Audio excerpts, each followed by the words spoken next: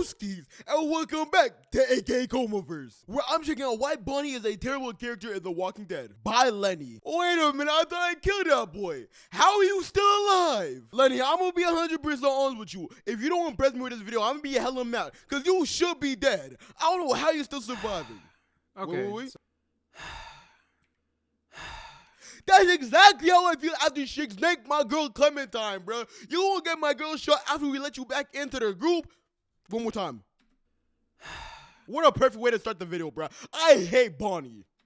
Okay, so I think now is the time where I finally discuss about Bonnie being an absolute terrible character in Telltales The Walking Dead. Now we actually first meet Bonnie in Season 1's DLC 400 Days than in Season 2. For those who don't know, 400 Days was DLC for Season 1. The perk for playing the DLC was that the choices that you made were able to affect the story in Season 2, 400 Days having multiple stories with multiple characters, each of them having their own set of problems within them, as well. You know what I actually want to know? This has nothing to do with Bonnie at all, but if we didn't play 400 Days, what would it look like? Would I get more people from 400 Days in Chapter 2 or Season 2, or would it be around the same? Because that's something I never really thought about. It's showing us the player how far along they've been through the outbreak. As you play each story, you would notice that every one of them are linked with each other. Anyways, one of the stories is focused on Bonnie, who at the time of us first meeting her is 220 days into the outbreak. We see that she's a trifling treat! She's a trifling treat! I'm telling you right now, when we first started trying to smash another woman's dude after being saved, we should have known she couldn't be trusted, bruh. She's an opportunist. She out here giving it to anybody so she can save her life. Weird. She is conversing with a friend, or perhaps something more, a man named Leland. And we see the two having a conversation with each other in the field in the middle of the rain. They are soon interrupted by their ally, Dee, who we get hinted at that she is Leland's companion or wife. Dee says to Leland that she got him a present, per se, and further tells the two that they should get a move on. Both Bonnie and Leland, being skeptical, ask where did Dee get the bag from, but we see that Dee is very apprehensive about revealing the surprise. Eventually, the conversation gets to a point where all three are arguing with each other, but soon after trying to resolve the problem, Dee tells the two to run after seeing that a group is in search for them. The three make a run for it, soon running into a crop field. Bonnie ends up hiding beside some farm equipment, looking for a weapon. As Bonnie sees that someone is approaching her direction, she makes a sneak attack and hits the person, which we soon end up finding out that the person who she thought was the people searching for them was actually Dee. Despite Dee on her last breaths, we do get some information on Bonnie, finding out that apparently in the past she screwed up big time when it came to both Leland and Dee in some way, and another being that Bonnie is addicted to drugs to a degree. Which you can tell, Bonnie seems like the type, I'm not even gonna lie to you, I hate her so much, I wish you were still addicted to drugs, you stupid bum. Now, I'm gonna be honest with you, I don't know if they're gonna talk about it in this video right here, but apparently, if you didn't kill Bonnie, if you didn't kill Dee as Bonnie, Dee wouldn't kill Bonnie. As I said in the last video, I wish I didn't kill Dee because I didn't know it at the time, but Bonnie was going to be my kryptonite. She was going to ruin my life. This is implied by Leland saying to Bonnie, "You look better, you've been a lot more fun lately, and make sure you keep on keeping." The lines near her eyes indicating that she's been on something, and her hiding her arm while her, Mike, and Clementine were searching the museum in Season 2. What? You've been a lot more fun lately. Feeling better? I guess I am. Well, you sure do look better. Well, you gotta admit anything is an improvement. As long as you stay off that stuff, you can have all the flaws you want. I even noticed that, bruh. I mean it, though. After we found you, you were still so hooked on that stuff. Well, I never thought you'd make it. Stupid way to die. Let me see your arm. No, I didn't get bit, just old scars. I don't remember that part. I'm gonna be honest with you, did I miss something or what? Because I truly do not remember that part, at all. After a few more words, Dee passes away, and we soon see Leland comes and finds Bonnie as well as Dee's body. Leland in mourning asks Bonnie what happened, and Bonnie really has two paths where she could either straight up lie to Leland or be honest with him. Which with one of these, you can have Leland still come with you or have him stay back with Dee while Bonnie runs away by herself. Now for me, it makes more sense for Bonnie to end up by herself, as being showcased here and the things that she does when you first meet her in Season 2. It would make sense for a character to lie and be more deceiving. With that though, that's the first introduction that we get, and fast forward to Season 2, Episode 2, A House Divided, we get to see her again. This time we see her scoping out the ski lodge, but is soon caught by Clementine, Kenny, and Walter as they were conversating with each other outside. I wish we shot her, bruh. I wish Kenny would have pulled the trigger. There's so many times in the story, like, only Season 2. Season 1, Kenny was an amazing character. He was a bit of a hothead, but not too much. Season 2, Kenny was the biggest hothead on Earth, but he just didn't pull the trigger enough. Clementine, too. There were so many opportunities for them to kill people. I was like, bro, kill him, kill him, kill him, and it just wasn't an option at all. Bonnie proclaims to the three that her and her family are in desperate need of food and asks whether or not they can spare any. Walter, not giving much thought to the matter as to whether Bonnie is dangerous or not, insists that she can have some. Walter comes out and gives Bonnie a large portion of supplies. Bonnie, thanking them, heads back to her family.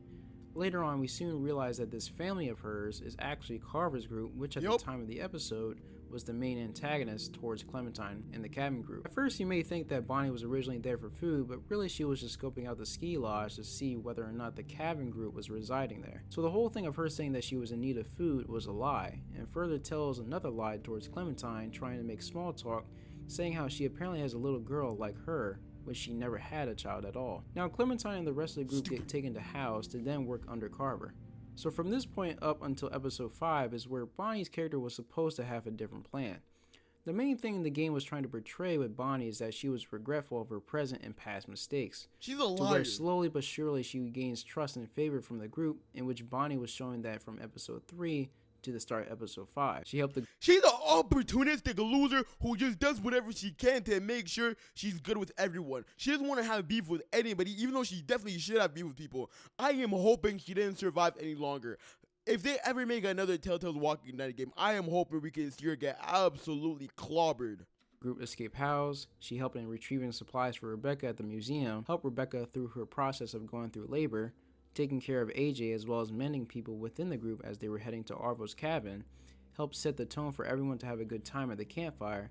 She did some things that made it seem like maybe Bonnie is actually starting to change into someone we can rely on and trust. She could never. That is until the ice scene, which takes place during the halfway point in episode 5. Context: as the group were heading to Arvo's cabin to get supplies, the group come across an ice river in which they have to walk slowly across to get to the other side. The group come into an agreement saying that it would be best if everyone spreads out, not to put too much weight into one spot to avoid falling into the water. At first, everyone is doing fine until they realize that due to the incident Kenny had earlier with the walker, the sound from the gunshot attracted walkers, to which the walkers end up crossing the ice river. Because of the walkers, a few of them fall into the water together, which made Arvo afraid enough to end up running towards the cabin.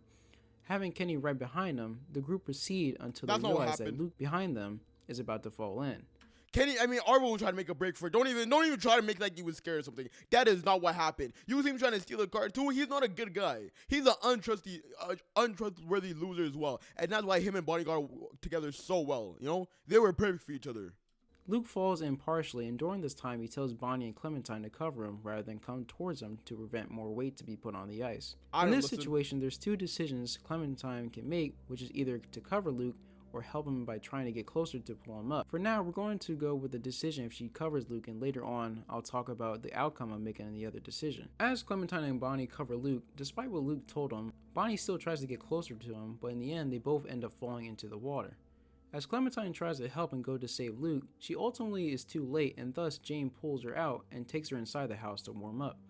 From here on, there's a couple of clips I want to go over, one being that once the group are inside the house, Clementine, in a sort of vulnerable, guilty state, says how it's her fault and that the ice was too thin. Bonnie then, despite everything that just happened, goes on to say that you could have helped him. You could have helped him. Don't listen to her, Clem. This ain't on you. Which is just harsh to say, claiming that it's Clementine's fault for listening to Luke's instructions and decides to stay back and not go towards him despite him saying no. And yet even decides to go into the water to save him. Heck, she even tells Kenny that it was his fault that everything happened the way that it did. This is your fault, and you damn well know it. I remember that. Crazy take. She can't be. Granted, He should have shot her. Kenny went out and ran towards Arvo when he shouldn't have been walking instead. Even then... how does that affect anybody else? They were so far ahead that that ice couldn't have affected the ice back there. But she just want to talk. This guy's, look, Lenny, I am happy I killed you as well, because you're yapping now, bro. I really... It had nothing to do with Luke's death at all. Looking at the scene, it seems as though she's trying to place blame on everyone else but herself. The next clip that I want to talk about is Clementine interacting with Bonnie after the group has settled down at that cabin after the ice river incident. In this clip, Clementine goes up to Bonnie to check to see how she's doing. Bonnie once again blames Clementine for what happened to Luke, also saying that because she's a little girl, nobody expects her to do anything, which is false since there's a pretty hefty track record of Clementine practically doing most things that others don't want to do or are scared to do. Part of the reason as to why Bonnie is so keen on the death of Luke is not just because they lost a member of the group, but because it was Luke of all people. Previously, Bonnie and Luke had some sort of thing going, at least enough for Bonnie to flat out expose herself by taking a liking to Luke due to drinking at the campfire. Luke's a regular Casanova. Hey, shut up. Don't be modest. Your moves are working on all the ladies. Worked on me. Yup, Shit. I just did it too, didn't I? Shoot her! Sorry. It's the drink talking. They say a drunk man's talk is a sober man's thoughts. Well, I ain't a man, so they can take that shit somewhere else. So if anything, she was pissed that her love interest was gone and that Clementine is to blame for it. The last clip I want to discuss is her deciding to leave with Arvo and Mike with the truck. For context, this scene takes place after the group discuss about their plans on what to do after Kenny got the truck to work, whether it would be going down south, Wellington, or someplace else. The conversation ends as Kenny gets angry and frustrated that not everyone is settled upon heading to Wellington, and so the group go their separate ways. So the next— It's crazy how the story just brings back that storyline though, you know, like first he gets his boat stolen, now he almost got his truck stolen. At least he learned this time, took the keys with him so nobody could actually take it, but still, it was way too close for comfort. We see people gloating after they stole his boat, now we're about to see people gloating after almost seeing their truck but getting away with it. Like, Arvo should have died in that scene right there. I don't know why Clementine just so... She doesn't even more trigger happy. If we ever see Clementine again and she doesn't want to shoot people for fun, I don't want her in the game. Remove her, please. Next day, Clementine, being asleep, gets woken up by a reoccurring sound, which leads to her to investigate what's causing it, which she then finds Mike, Arvo, and soon later Bonnie taking everything the rest of the group have, and thus planning to leave with the truck. Now, these few voice lines, in my opinion, are the prime reason as to why people dislike or heck hate Bonnie as a character. So confronting the three, Mike lowers one of the bags and slowly walks up to Clementine to disarm her. But before he gets any closer, Arvo shoots Clementine, causing her to collapse and slowly bleed out. Bonnie then tells Mike, while in a concerned position for Clementine, tells him, "Let's just go. Just leave her." When I tell you guys that this is probably the coldest line perhaps the entire game, I wouldn't doubt it. Notice how she's not even phased that Arvo shot her, but instead was more worried about escaping rather than Clementine. Now, some of the dialogue does change with some of the scenes if he chose to help Luke instead of covering back at the ice river. Going back to that part, the scene plays very similar to the other choice, but this time Bonnie doesn't go into the water since she doesn't go towards Luke to help him. The scene where she blames Clementine that she didn't help him and says that it was her fault, she instead confirms she did help. The scene where Clementine goes to check up on her, she doesn't ridicule her for Luke's death, instead being open to having a conversation with Clem. And lastly, the scene where they steal the supplies from the group and Clementine getting shot, the scene is a switcheroo where Mike is the one to tell Bonnie that they need to go, and she shows more concern for her, afterwards saying that she's sorry and that she didn't mean any of this to happen. No! If you just took the shot, you would have been fine, goofball. Take the shot next time. Arvo should not be alive. Clem! Bonnie, we have to go. Don't you touch me! I'm so sorry. I didn't mean for this to happen. You killed the entire squad, you stupid. Oh my days, bro. Clint, what the fuck did you do? Kenny, you didn't want to take the shot? Kenny should have killed her no matter what, bro. No matter what happened, bro. She should have been packed up by you. This guy's a crash out when he doesn't need to be crashed out. Her and the other two again. No. We're rewinding. I don't care. Let's go back. Bro, Kenny is truly a crash out when he doesn't need to be a crash out, and in the moments when he does need to be a crash out, he's just too calm, you know? Clementine is a great show when she doesn't need it, you know? When we're going against zombies that we can just weave around, oh, I can shoot every single one of them. When you actually need to protect yourself and shoot humans, I can't do this. I'm just a little girl. Shut the hell up, you stupid bum.